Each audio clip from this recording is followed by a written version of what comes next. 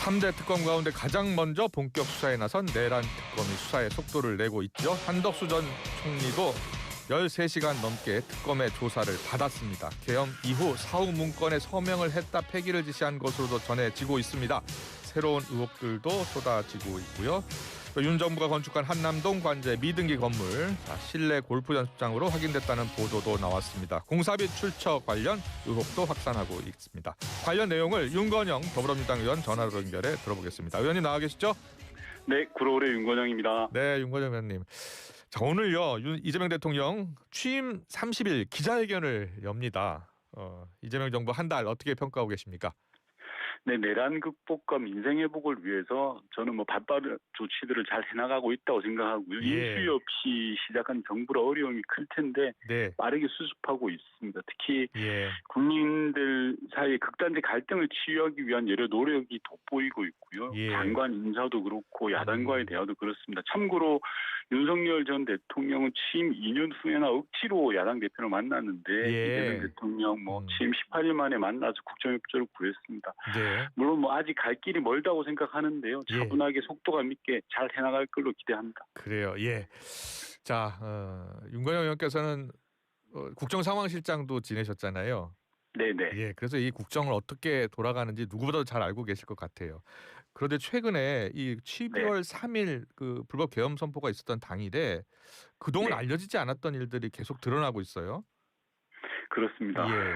그 한덕수 전 총리 관련해서 지금 특검의 조사를 받았고요. 피의자 신분으로 조사를 받았는데 계엄 이후에 사후 문건에 서명을 했다가 폐기를 지시한 것으로 전해졌거든요. 이거 어떻게 봐야 되겠습니까? 그런 게 사실이라면 명백하게 계엄 선포문 사후 서명은 증거 조작입니다. 이게 불법 내란이 분명한데 아니라는 증거를 일부러 만들고 조작한 거 아닙니까? 대통령으로도 부족해서 일국의 총리가 저는 중범죄를 저질렀다라는 생각이 들고요. 결과적으로 한덕수 전 총리가 비겁한 증거조작 행태에 가담한 거다라는 생각이 드는데 또 한편으로 씁쓸한 건 그러고도 어떻게 대선에 출마했다라는 게 저는 의상실이고요. 어떻게 국민 앞에 서서 표를 달라고 할 수 있었을까. 어쨌든 이제 한덕수 전 총리가 불법 내란의 공범이 드러나고 있는 거니까요. 저는 처벌을 피할 길이 없다는 생각이 들고 아울러서 이상민 전 장관을 비롯해서 내란 관련자들을 처음부터 다시 엄정하게 수사를 해서 처벌을 해야 된다 생각합니다. 그래요. 예. 또 최근에 드러난 의혹 가운데 하나가 북한의 무인기 침투 관련 의혹이잖아요. VIP 그러니까 윤석열 전 대통령이 지시했다는 지금 증언들이 나오고 있어요. 네네. 그것도 어떻게 봐야 되겠습니까? 녹취록을 제가 직접 확인하지 않아서 단정적으로 말씀드리기 어렵습니다. 다만 불법 내란으로 이제 군의 주요 수뇌부가 구속된 상황에서 군 간부가 수사기관에 나가서 그런 진술을 했다면 그건 거짓말을 했다라고 보기는 어렵지 않겠습니까? 그리고 상식적으로 우리 군이 북한에 무인기를 보낸 게 맞다면 대통령이 모를 리가 없습니다. 그 정도 수준의 작전이라면 대통령이 아는 게 상식입니다. 우리 군 내부 자체 훈련이 아니라 북한을 상대로 벌인 작전입니다. 군이 책임질 수 있는 사이즈가 저는 아니라고 생각합니다. 그 현역 장교 녹취록은 드론 작전 사령관이 VIP가 지시했다라고 말을 한 것을 들었다는 내용이에요. 맞습니다. 그런데 녹취록에 당시 북한이 위협적인 반응을 내놓으니까 VIP 장관이 좋아했다는 내용도 포함된 것으로 전해지고 있거든요. 맞습니다. 이게 만약에 사실이라면 저는 윤석열 씨는 평생 감옥에서도 씻지 못한 죄를 저지른 겁니다. 이거 외환죄를 적용할 수 있다고 보세요? 그럼요. 만약에 북한이 이에 호응해가지고 정말 국지전이라도 벌어졌다면 어떤 일이 벌어졌겠습니까? 1초만 생각해봐도 정말 심각한 번제고 대한민국은 되돌이킬 수 없는 수준으로 몰아넣는 거 아닙니까? 자신의 사적 이익을 위해서 북한을 끌어들여서 전쟁을 한다? 이게 용서가 되는 죄라고 되지 않는다고 생각합니다. 자, 그럼 윤석열 전 대통령 2차 소환이요. 지금 5일 오전으로 결정이 됐는데 소환 날짜 시기를 두고서 지금 줄다리기 신경전이 이어지고 있는데 윤석열 전 대통령 측이 왜 그렇게 하고 있다고 보세요? 표면적으로는 말씀하신 것처럼 일종의 신경전, 삽바싸움이라고 보이는데 실제로는 고도의 계산을 전제로 한 저는 전략적 행보다라고 생각합니다. 어떤 계산이 깔려 있다고 보세요? 우선 특검 수사에 흠집을 내고 싶은 겁니다. 절차적 하자를 만들어서 재판 과정에서 특검 수사 전체를 흔들어 보려는 거죠. 예. 쉽게 말하면 법꾸라지들이 잘 써먹는 수법이 그대로 나온 거고요. 다음으로는 시간 끌기입니다. 특검은 물리적으로 특검 활동의 시간이 정해져 있지 않습니까? 예. 그 점을 악용해서 일종의 침대 축구하고 비슷한 침대 조사를 하고 있다고 생각을 하고 있고요. 예. 저는 윤석열 씨가 이렇게 나올수록 특검이 바짝 정신 차려야 됩니다. 피의자에게 끌려다니는 모습을 보여주는 게 아니라 예. 끌고 가는 당당함을 보여줘야 되고요. 체포 구속영장 발부가 필요하다면 절대 머뭇거려서는 안 된다고 생각합니다. 예, 체포영장 다시 청구해야 된다라고 보시는 거예요? 예, 당연합니다. 예. 불법 내란의 수괴지 않습니까? 내란 수괴의 지시를 받은 사람이 지금 구속되어서 교도소에 있습니다. 그런데 예. 지시한 사람은 버젓이 나와 자유를 만끽하고 있습니다. 이런 상황이 온당하지 않고 정상적이지도 않고 공정하지도 않다고 생각합니다. 예. 윤건영 의원께서는 최근 인터뷰에서 이 검찰도 내란의 공범일 수 있다라고 이야기하셨잖아요. 네, 그렇습니다. 예, 특히 비화폰을 들고 당시 민정수석과 통화를 한 심우정 검찰총장, 전 검찰총장에 대해서도 조사를 받아야 된다는 입장이시고요. 맞습니다. 예. 왜냐하면 기억해 보시면 아시겠지만 초기 내란 수사에 대해서 검찰과 경찰이 주도권을 갖겠다고 서로 다투지 않았습니까? 예. 그러다가 갑자기 김용현 씨가 검찰로 자진 출석을 하면서 수사는 검찰이 하는 걸로 정리되면서 급물살을 탔습니다. 예. 초기에 검찰이 그려둔 그림대로만 진행된 거고요. 일례로 검찰 출신들은 특별한 조사를 받지 않았습니다. 예를 들어서 조금 전에 말씀하셨던 그 안가회동의 주역이었던 민정수석 그리고 검찰총장 등은 내란 수사를 다 비껴갔습니다. 그러니까 저는 검찰도 내란의 주요 가담했다. 따라서 검찰에 대한 수사가 반드시 필요하다라고 생각하고 있습니다. 네. 자, 그 비화폰 이야기 해볼게요. 지금 김용현 당시 국방장으로부터 받았다라는 그 관련해서 그 비화폰 관련 있잖아요. 비화폰 지금 대통령실에 그대로 있는 거죠? 제가 국정감사와 국회에서 확인한 바로는 경호처 실무 담당 직원이 김용현의 비화폰은 밀봉된 상태로 경호처에 보관하고 있습니다라고 답변을 했습니다. 아, 그랬군요. 예. 그러면 여전히 경호처가 가지고 있는 겁니다. 예. 그럼 그 비화폰을 물론 서버 기록을 원격으로 삭제했다고는 알려져 있는데 들여다볼 수는 없는 걸까요? 아닙니다. 들여다볼 수 있습니다. 포렌식을 통해서 들여다볼 수 있는데 제가 조금 전에 말씀드린 것처럼 검찰도 특검의 수사 대상이라고 하는 것이 검찰에서는 김용현의 비화폰이 어디 있는지 알면서도 아직까지 압수조차 안 한 겁니다. 즉 수사를 제대로 안 한 겁니다. 지금이라도 당장 특검은 김용현의 비화폰부터 압수하고요. 기록을 복원해야 되는 겁니다. 예. 자, 지금 뭐 내란 특검이 이제 수사를 본격화하고 있으니까요. 그 비화폰 관련해서도 좀 더 밀도 있는 수사를 할 것으로 보입니다. 자, 한남동 관저 이야기 좀 해볼게요.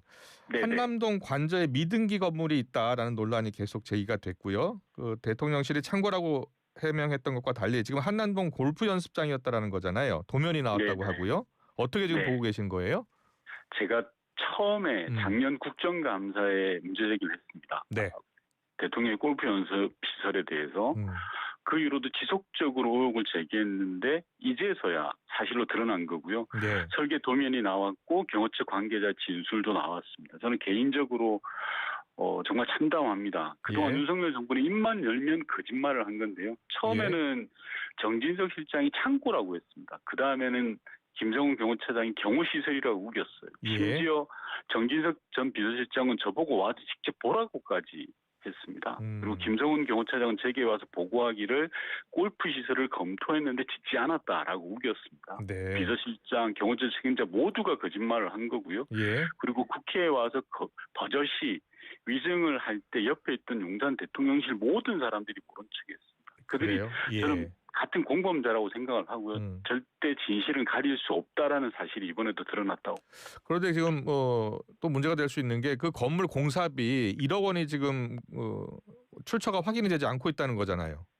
맞습니다. 해당 건물에 대해서 경호처는 현대건설에 1억 3천을 주고 지었다라고 설명을 했거든요. 세계. 그런데 이 설명을 그대로 믿어준다고 해도 이 자체가 불법입니다. 왜냐하면 골프 연습 시설은 경호 시설이 아닙니다. 경호처 예산으로 골프 연습 시설을 지을 수가 없습니다. 그 자체가 불법입니다. 예. 만약에 골프 연습 시설을 설치하려고 했다면 비서실 예산으로 해야 됩니다. 예. 그런데 경호처가 자기 돈 들여서 대통령만을 위한 골프 연습 시설을 지은 것은 일종의 김영 의원이 윤석열에게 잘 배우기 위해서 뇌물을 바친 거고요. 예. 두 번째로는 조금 전에 말씀하신 것처럼 계약 자체가 저는 이중 계약이 거의 뭐 100% 확실하다고 의심을 하고 있는데 네. 계약서상으로는 1억 3천짜리 공사인데 실제로는 훨씬 더 많은 돈이 들어갔다는 겁니다. 업계에 그래요? 계시는 예. 분들이 볼 때 도저히 이건 1억 3천으로는 말이 안 된다라는 거고 제게 제보해 주신 분도 그런 정황 증거들을 제보해 주신 바가 있습니다. 그러면 그 1억 출처는 어디서 나온 것으로 보세요? 크게 세 가지 의심을 하고 있습니다. 예. 첫 번째는 경호처 또는 국정원의 특활비가 사용됐다는 의심이 있고요. 예. 두 번째로는 현대건설, 즉 시공사를 윽박질러서 팔목을 비틀어서 만들었다는 의심이 있고요. 세 네. 번째로는 경호처 예산의 불법 전용을 통해서 즉 비자금을 마련해서 지불했다라는 의심을 가지고 있습니다. 결론적으로 누가 돈을 냈던 모든 것이 불법입니다. 네. 또 윤석열 씨가 받은 것이 뇌물이 되는 것이기 때문에 수사와 처벌이 반드시 필요하다라고 저는 보고 있습니다. 네. 계속해서 최혜병 특검 관련해서 좀 물어보겠습니다. 임성근 전 사단장 지금 조사를 받았고요. 최혜병 순직 과정도 우리가 들여다봐야 되고 수사 과정에 외압이 있었는지도 따져야 되고요. 그리고 윤 전 대통령의 경로설도 들여다봐야 됩니다. 어떤 부분을 집중적으로 조사를 해야 되겠습니까? 저는 속도를 좀 냈으면 좋겠습니다. 우선. 네. 왜냐하면 특검이라는 게 시한이 정해져 있거든요. 그래서 기존의 뭐 경찰이든 검찰이든 수사 결과를 좀 못 믿긴 하겠습니다만 그 결과들을 받아서 속도감 있게 했으면 좋겠고요. 예. 순직해병 특검의 핵심 키는 임성근이라고 생각합니다. 예. 여보세요? 네네네. 예. 임성근이요. 네. 임성근 전 예, 사단장 말씀하시는 거예요? 맞습니다. 예. 네. 지금 구명 로비 의혹도 조사를 해야 되잖아요. 네네. 예. 임성근 씨 구명로비 의혹에 등장하는 사람이 크게 세 사람입니다. 예. 잘 아시겠지만 이종호 블랙펄 인버스트먼트 소유주 도이치모터스 주가 조작에 관여한 걸로 보여지는. 예. 그다음에 국가안보실 1차장이었던 김태호 씨. 예. 그리고 고석 전 국방부 고등군사보험장 이 사람들이 주요하게 구명로비 의혹에 등장하는 사람들입니다. 예. 그래서 저는 이 세 사람에 대해서 신속한 수사가 필요하다라고 보는 겁니다. 네. 자, 그리고 검찰 개혁 관련해서 좀 물어보겠습니다. 정성호 법무부 장관 후보자는 야당과도 같이 합의를 봐야 될 필요성이 있다라는 이야기를 이야기했거든요. 어떻게 듣고 계세요? 네네. 저는 검찰 개혁은 지금이 적기라고 생각하고요. 최대한 빨리 추진하는 게 필요하다. 왜냐하면 틈을 주면 안 됩니다. 예. 물론 이재명 정부에게 주어진 책무가 민생경제 회복과 중단 없는 개혁 두 가지인데요. 조중하는 것도 포기할 수는 없겠죠. 하지만 검찰 개혁 같은 개혁 이슈는 초기에 힘이 있을 때 정광석화처럼 해내야 된다고 생각을 하고요. 그래요. 예. 검찰 개혁의 방향에 대해서도 수사권 기소권 오남용에 관한 부분은 이미 수십 년 동안 국민들이 알고 있는 겁니다. 이제 바로 잡아야 되는 겁니다. 그래서 허점을 보이지 말고 바로 지금 신속하게 하는 것이 핵심이다라는 생각이 들고 틈을 보여주면 저들은 그 틈을 비집고 들어와서 허물어 버릴 겁니다. 작은 바늘 구멍이라도 만들어지면 결국 뚝은 무너지듯이요. 개혁은 신속하게 해나가는 거라고 생각합니다. 네. 그리고 오늘 본회의에서 김민석 총리 후보자 인준안이 처리될 것으로 보입니다. 김민석 후보자 관련 여러 논란이 있는데요. 네. 출판기념회 관련해서는 어떤 생각을 갖고 계세요? 출판기념회는 어떻게 보면 그동안 시민사회단체에서도 이게 한 번쯤은 우리가 국회에서 다뤄야 될 문제다라고 이야기하잖아요. 정치자금 관련해서요? 맞습니다. 정치자금 관련해서 제도개혁에 대한 필요성이 있는 겁니다. 뭐 국회도 알고 있고 시민사회도 알고 있습니다. 다만 그게 그로 인해서 여러 문제가 발생하고 있는 것들에 대해서는 개선을 해야 됩니다. 하지만 김민석 후보에 대해서는 이미 여론이 결정 지었지 않습니까? 국민이 심판이거든요. 예. 인사청문회라는 것을 보고 국민이 어떤 결론을 내리는가가 저는 가장 중요하다고 생각하는데 예. 이미 여론은 김민석 후보자를 빨리 임명을 해서 국정 안정을 조기에 기하라라는 걸로 결론이 난 것 같습니다. 예. 자, 그리고 민주당이 윤 정부 당시 야당 시절에 전액 삭감했던 대통령실 특수활동비를 예비심사 과정에서 증액해달라고 요구했네요. 그건 제가 잘 모르겠는데요. 아, 그래요? 예. 예산을 다루는 예결 소위에서 예. 아마 국민의힘 의원들과 민주당 의원들에서 증액에 대한 서면 요구가 있었던 것까지는 제가 알고 있습니다. 예. 이슈가 몇 개 더 있어서 저 공직 후보자 관련 이야기 좀 해볼게요. 네. 한성숙 중기장관 후보자요. 네. 재산이 440억 정도 되는데 부동산 네. 101억 원, 예금 41억 원, 주식 41억 원. 역대 장관 후보자 가운데 가장 많은 재산을 갖고 있다는 거예요. 물론 재산이 많은 네. 게 죄는 아니겠습니다만 국민 눈높이에 맞나라는 그런 지적은 있어요. 어떻게 보세요? 중요한 건 재산이 많은 게 중요한 게 아니라요. 예. 재산을 어떻게 축적해 갔냐가 중요한 거 아니겠습니까? 네. 예를 들어서 벤처를 통해서 재산을 일구었다라고 하면 그걸 어떻게 타박하겠습니까? 예. 온당한 방식이고 오히려 우리나라 같이 같은 경우에는 벤처 산업을 육성해야 되는데 네. 그건 너무나 당연한 거지 않습니까? 예. 저는 중기부 장관 후보자의 재산 그 자체가 문제가 되는 것이 아니라 예. 어떤 축적의 과정을 거쳐갔냐를 봐야 되는 거지. 예. 재산만 많다고 보면 그거는 너무나 조금은 편협한 시각이라고 봐지는데요. 네, 알겠습니다. 마지막 질문입니다. 이재명 대통령이 중국 전승절에 참석해야 하느냐 마느냐를 놓고서 정치권에서 의견이 분분한데 어떤 생각이세요? 외교안보 이슈는 저는 네. 신중해야 된다고 생각을 합니다. 그리고 이건 뭐 논란이 필요한 게 아니라요. 정부를 믿고 맡겨야 됩니다. 예. 지금은 이재명 대통령의 시간입니다. 그리고 내란을 극복하고 민생 회복을 극복하기 위해서 이재명 대표의 시간을 인정하고 이재명 정부가 제대로 판단하도록 하는 것이 중요한 것 같습니다. 예. 그 자체에 대해서 옳으냐 그러냐를 가지고 논쟁할 때는 아니라고 생각합니다. 그래요. 어떤 판단이 필요하다고 보세요? 외통위에 계셨으니까요. 대통령실이 지금 전승절에 참석을 해야 될지를 고민하고 있다는 보도도 나오고요. 그거는 저는 뭐 우리나라가 처한 조건, 지리적 조건, 국제적 조건이 있지 않습니까? 미국으로부터는 관세 전쟁이라는 그런 압박을 받고 있고요. 또 한미 간에는 우리는 뭐 절대 피할 수 없는 피로수 맺은 혈맹이지 않습니까? 그걸 기반으로 하고 있는 상황에서 또 우리랑 가장 가까운 곳은 중국이란 말입니다. 또 경제에 있어서 가장 밀접한 곳은 중국입니다. 예. 이런 것들을 종합적으로 고려해서 저는 이재명 정부가 제대로 판단할 걸로 보여집니다. 네, 여기까지 듣겠습니다. 이슈 인터뷰 더불어민주당 윤건영 의원과 함께했습니다. 잘 들었습니다. 네. 춤과 노래를 즐기는 장수마을 가고시마의 100세 어르신들. 건강 비법은 흑초,